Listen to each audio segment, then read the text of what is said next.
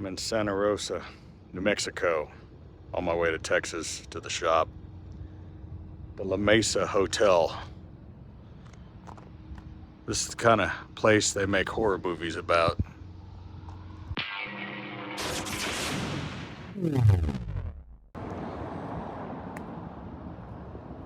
I was searching for hotel motels on the way. This place had a 5-star rating on TripAdvisor.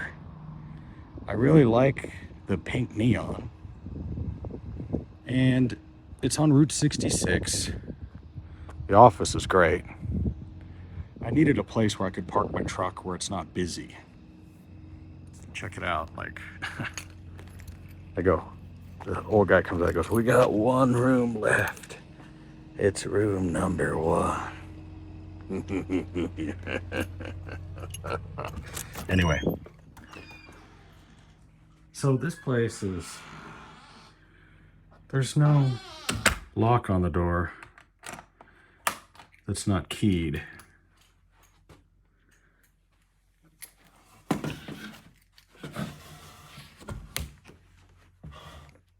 Maybe that'll work. The window is weird. Like the windowsill, is the wall this thick? Like, it's a foot thick. Is the wall a foot thick? Interesting.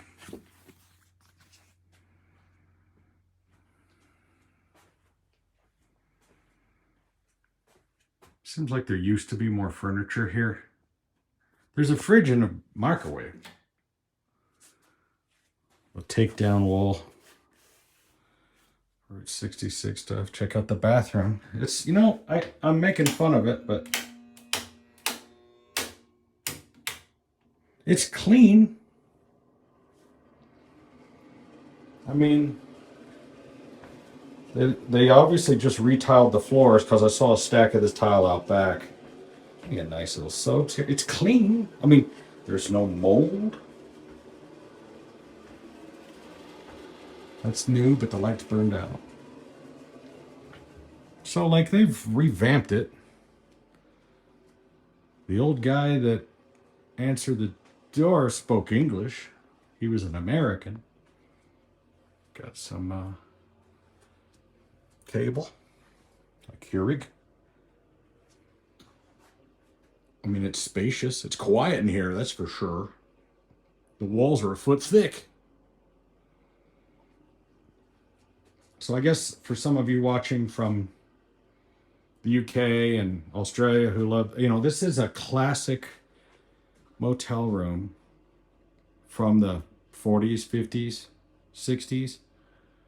I mean, it's been modernized with it's slightly modern, but if you were traveling the famous Route 66 across the United States, imagine how many thousands of people have stayed in this little room. Carpet's not that great, but I mean, I expected it to be worse. So I kind of see why it has a 5-star rating. It's not bad. I mean, it looks terrible, but it's clean. I was looking online. Yeah, I was checking out all the other rooms available, or all the other hotels. There was like a Holiday Inn Express and a La Quinta and Best Western and all the famous chains that you normally see. They're usually sold out. They're usually a lot more expensive. I probably could have stayed at any one of those, but I had already called this guy. And he said, "Well, the office closes at 10, but if you get here after 10, which I did, I got here at 10:30. He says, "Come knock on room number 5. I live here." And I was like, "Really?" And he goes, "Yeah, I live in the hotel or in the motel." So I knocked on the door and he came out with his little dog. And he says, "Yeah, if you need anything, just come knock on the door." So here I am. I just need a place to sleep. And there's a fridge. I can put my stuff in the fridge. That's great. And a microwave. Not much to it. Oh, the price, by the way, was $90. $90. Now, that's kind of a lot of money, but it's not. Typically, when I'm traveling, I like to stay in what's called a host hotel. A host hotel is not one with a door on the outside, but one you would go into a lobby and you would go down a hallway, up an elevator, and into a nicer room. Those are typically going to be about $150 to $200.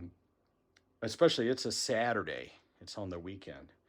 And I've found that it's really difficult to get a room that you haven't reserved early. And it's sold out tonight. He said, well, I've only got one room left, and it's the king. You know, we save it for last for me. So I'm going to cash in. I've been driving since about 11 o'clock this morning. So I've been, and it's actually 9:30 my time. So 12, 1, 2, 3, 4, 5, 6, 7, 8, 9. I've been driving for 10 hours. I have to count on my fingers because I'm stupid. I'm tired. Now, my younger days, I could drive all the way to Tech, but you know, I'd have to drive overnight until into the morning, and driving the truck, it's kind of stressful. So I just want to relax, chill out. So let's resume in the morning. Pretty uneventful. Slept well. It's 10 a.m. I usually sleep late. It always amazes me how I realized what a screw up I am that I sleep late, because like everyone is gone. Like the rest of the world just gets up early and then leaves early in the morning. We gotta make good time.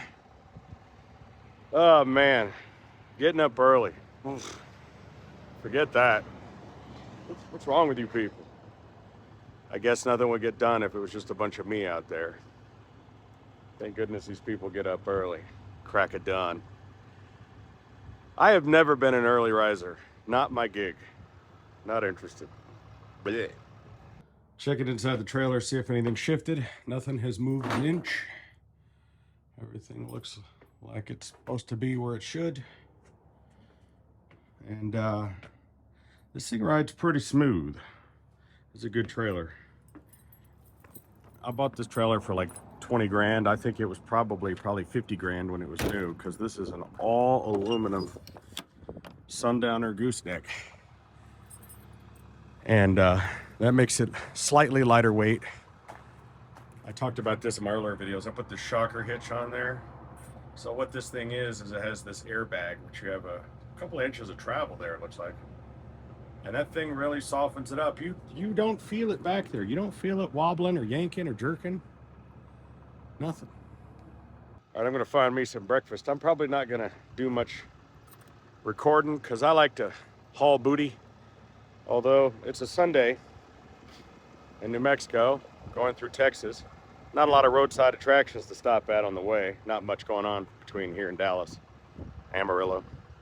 If I stop at anything, I'll record it. But basically, if I haul booty, I'll be home about 7. Which gives me time to go get something for dinner in Dallas. Let's get rolling.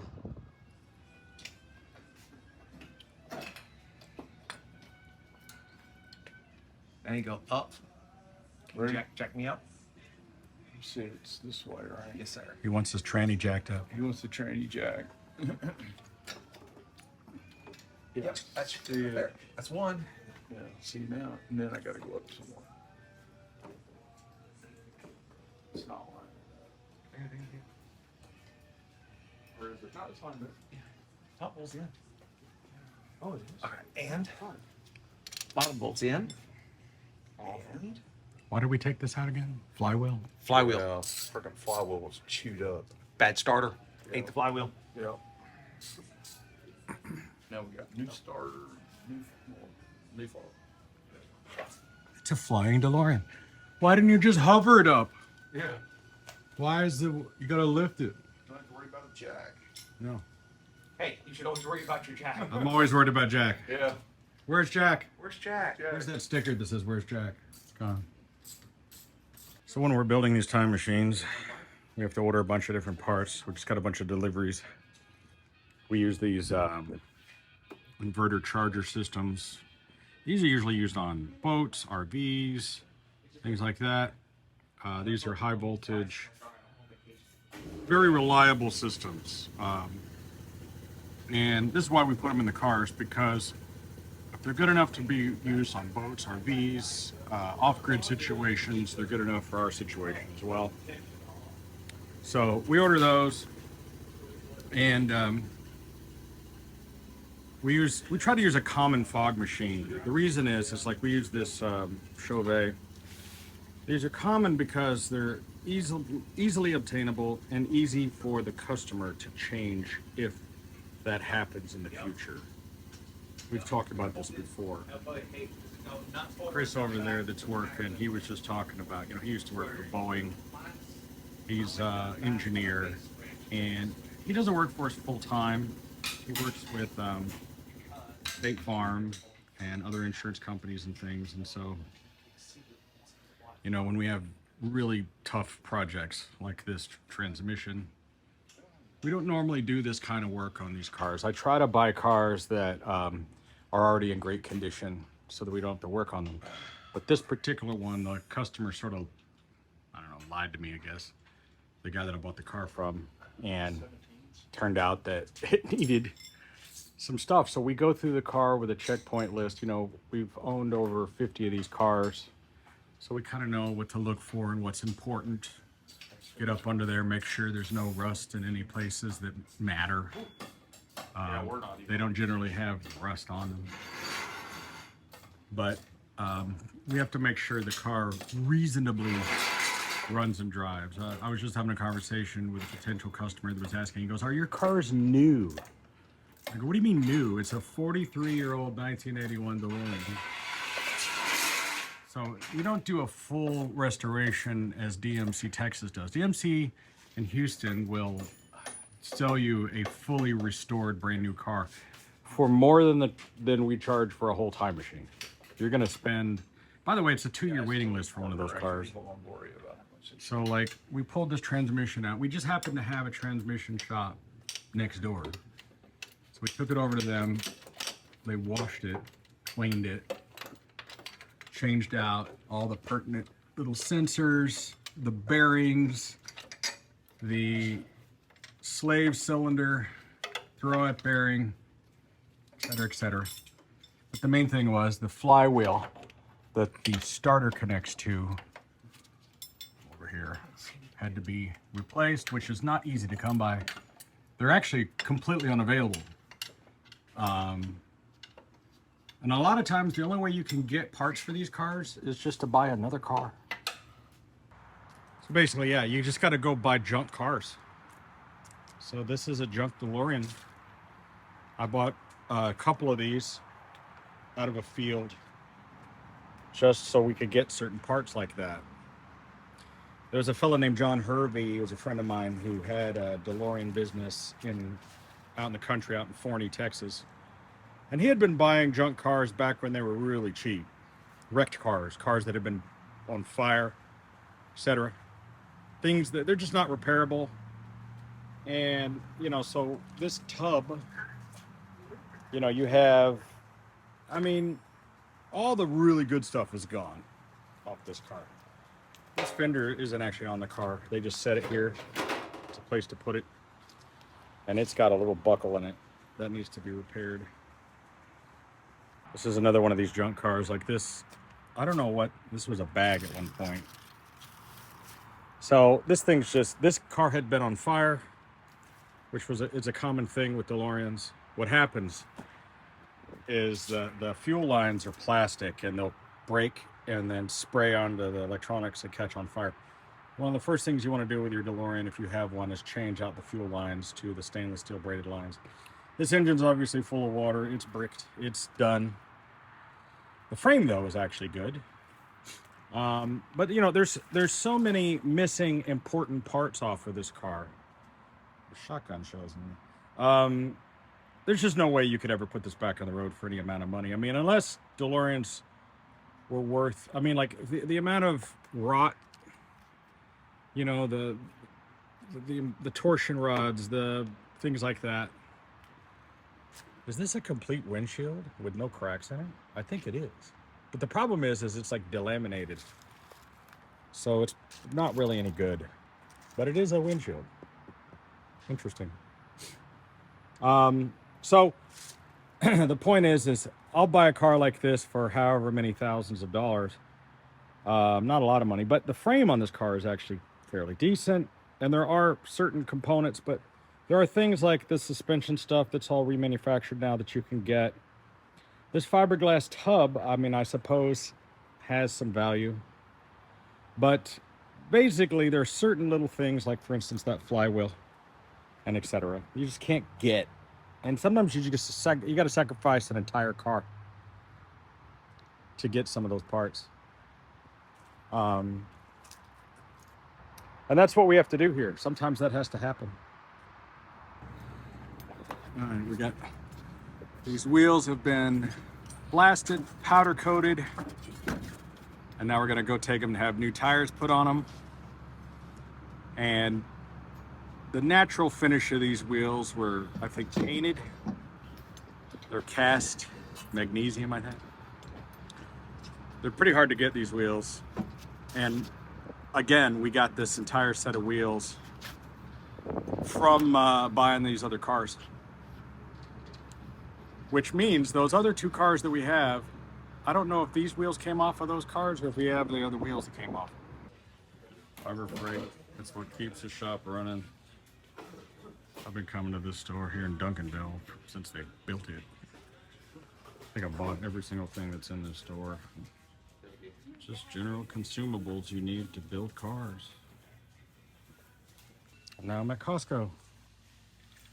Get more supplies, paper towels and batteries and just stuff. You know, I get a lot of stuff from Costco. Costco's great. These little work stools. These big fat guys at my shop bust these all the time. This is not as good as the Harbor Freight one. But anyway, you know, lots of great stuff. Wow, look at that two pack of washer fluid, $7.49. That ain't bad. Oil, always get my oil from here. Lots of great stuff. Ooh, battery chargers. Now you're talking. I need tons of these things. Here we go. 6 amp battery chargers, $39. You damn skippy. Getting some of these. So check this out. See where it says battery? Oops, hold on. It says battery chemistry. I'm gonna do this video. Okay. So it does wet, which is a regular acid battery, gel, AGM. But this is the important part. LiFePO. That's a lithium iron phosphate. So we've been putting those in our cars. This says up to 150 amp, amp hour battery capacity. Now the thing is, we have 200 amp batteries. This wouldn't work on those. That kind of sucks. I mean, it probably still would work and still charge it. It wouldn't be good for it. But we have so many cars. When you have like 10, 20 cars, you have to keep every car on a battery tender all the time. And this is a great charger for $39. Yeah, dude. So when these come available, because you know what happens? These fail a lot, and they usually end up accidentally getting shipped with a car, or we give it with the car. Sometimes we'll design the time machine or whatever car we're doing where we'll have, so I just showed you that Xantrex charger. That Xantrex inverter charger will run one or two of those big inverter, big LiPo batteries. But this we'll just put on the car battery, and we'll just leave it in there so it charges the car. So we pretty much give one of these away with every car, it seems like. And I should probably buy more of these. I like to buy the battery tender brand when those are on sale. I've never heard of this. This is some deal that they made, but they look nice. They're red and black.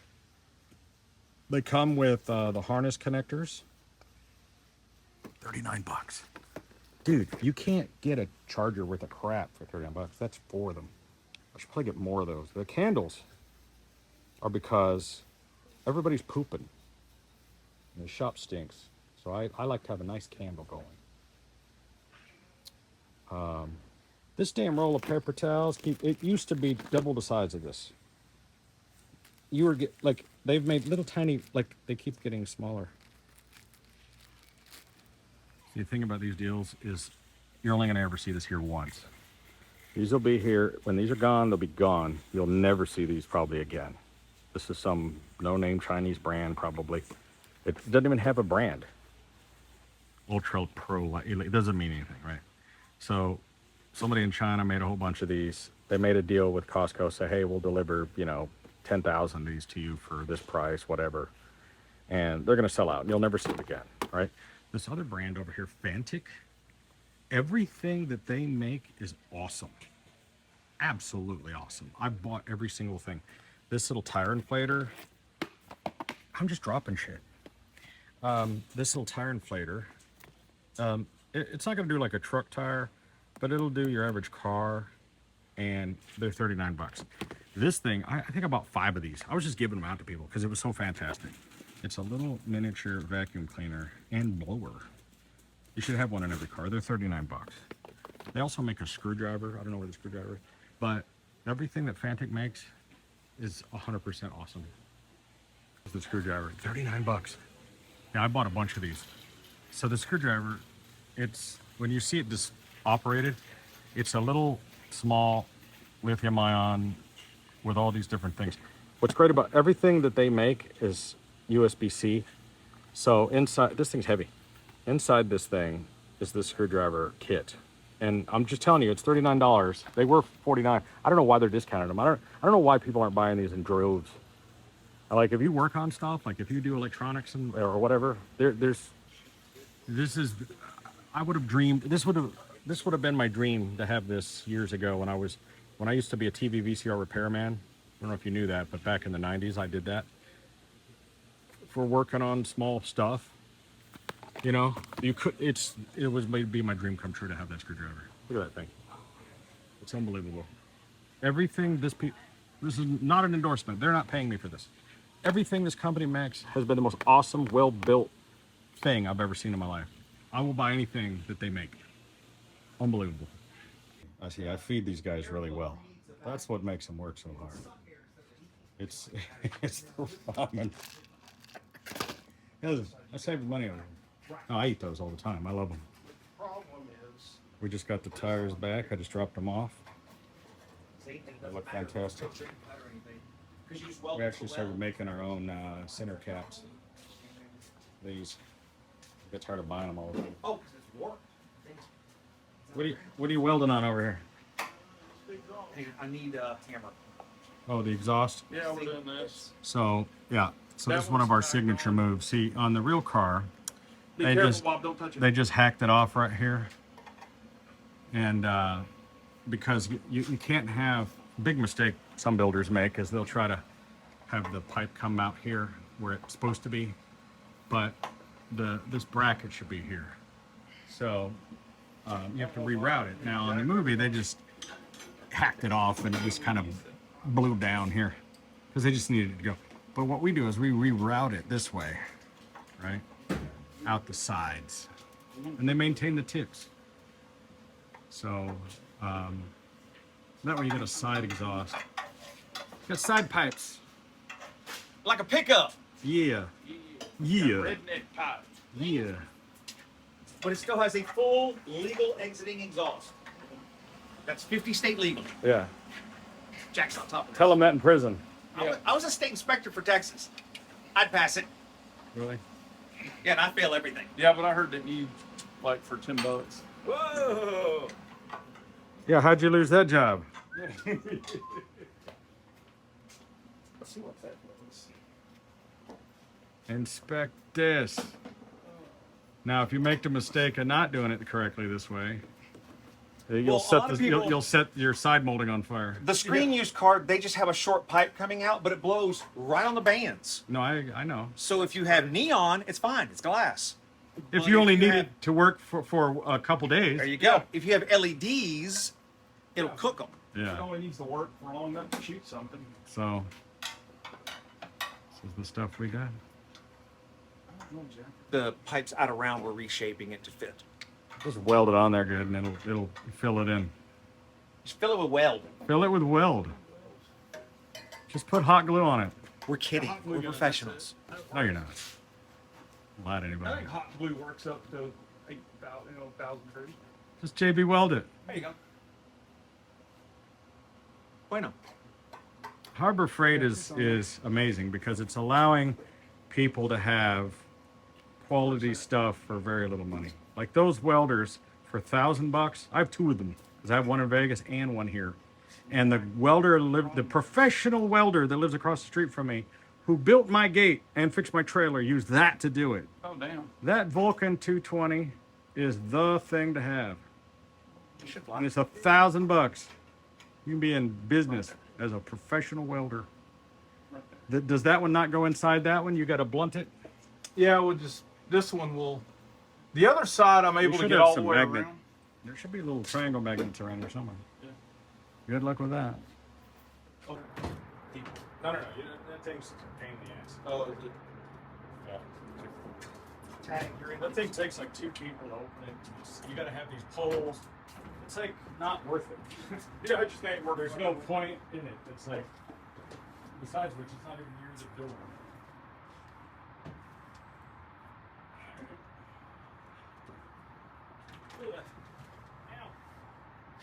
Don't forget to vote. Even though technically we don't vote for the president.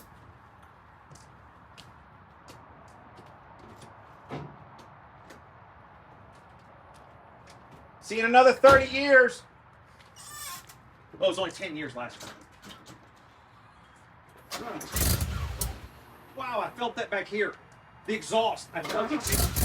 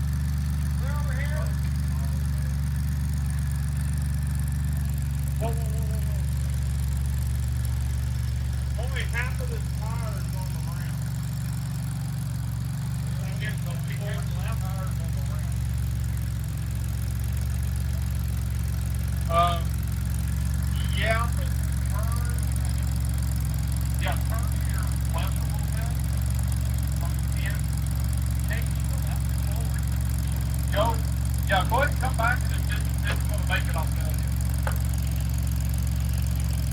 You're good so far. You're good. Yeah, you made it. You made it. Hey, down. There you go. There you go, perfect.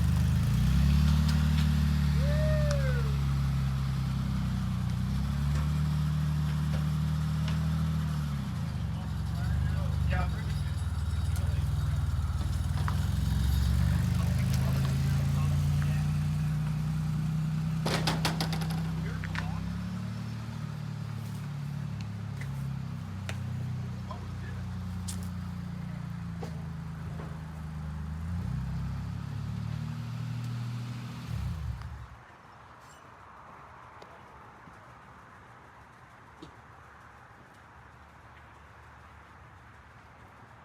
Car's ridiculously low. Oh, that thing is on the ground. Like, it's been lowered very low. It's back home where it came from. After.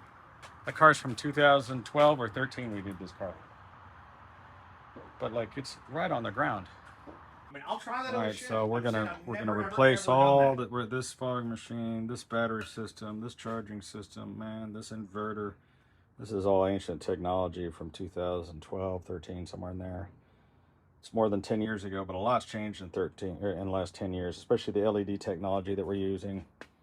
I mean, like, and you know, people are gonna look at this and criticize it, but also we sold this car for like less than $40,000. So we charge like $150,000 for a car now. It's not on the level of what we do now. It's not. I look at this thing and I go, this is not like our other cars. Especially when we look at, like, you know, this hose system. Because there was a period of time I couldn't get these hoses. They were out of business and we just had to deal with what we had. And now we're getting them made by the correct way.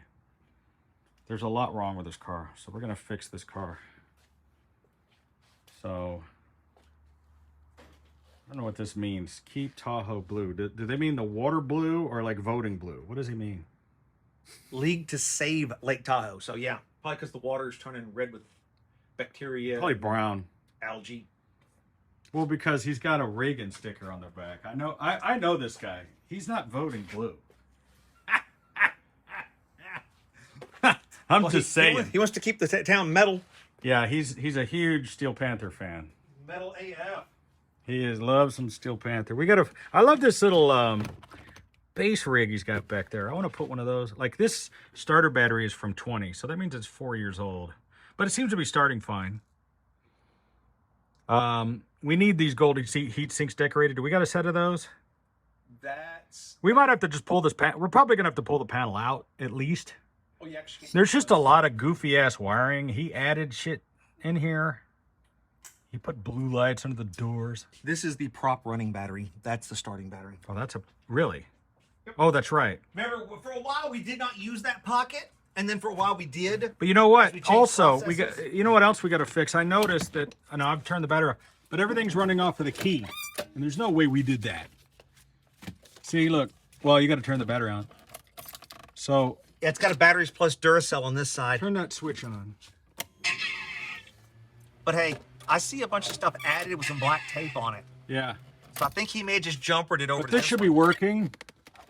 So, like, we're gonna have to do some kind of rewiring because turn that switch back off. Wow. Turn that other switch back off. Oh, the fog lights are on. Okay. We'll have to go through this and see what works. But for one thing, notice there's no.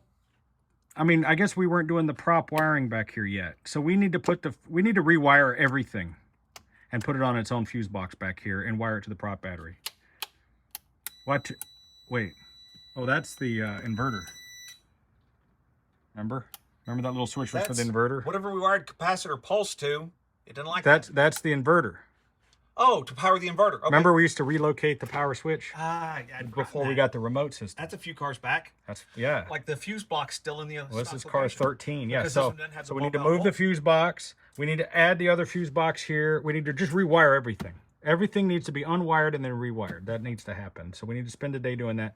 All this janky ass stereo wiring needs to be done properly and wired and bundled. Stuff that he's added. You know what I'm saying? It's not cool. It's not cool at all. Like, see, the fuses are just portable fuse holders. Yeah, we don't know. We don't do No that bueno. It's not going to work. So all those things need to be gone through. We need to figure out what systems are working and which ones aren't. Doctor them up. So that's what's happening. This car's going to be like redid. All right, that's enough for today. We've been making these for so long now that we're now redoing cars that we did 10, 15 years ago.